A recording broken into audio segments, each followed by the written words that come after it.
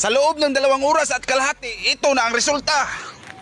For today's video is gagawa naman kami ng isang experiment. Buka namin magluto ng kanin na nasa ibabaw ng takip ang apoy. Kung maluluto! Maluto di. Lahat ng tao dito sa ibabaw ng mundo ay araw-araw itong ginagawa. Sa umaga, sa tanghali, at sa gabi.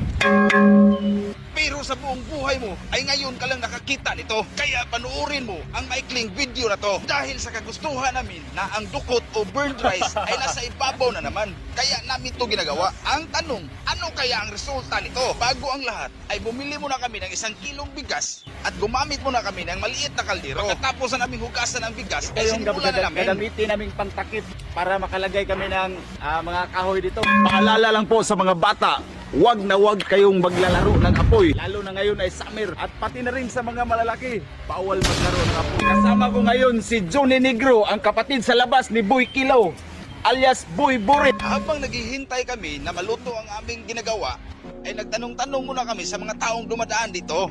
Kanini mo pila ka oras maluto kaning among ilong nga karon. Kayo na si babaw. Ya, unsa may tag-ano maluto ni? Dervisik. Sa loob ng ilang oras naming paghihintay na maluto, ito na ang resulta.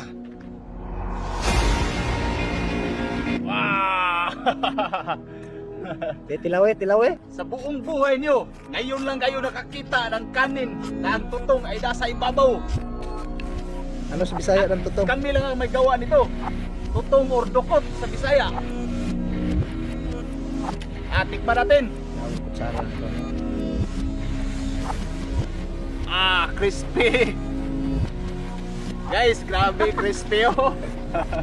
Ngayon lang kayo nakakita na nasa ibabaw yung tutong or dukot.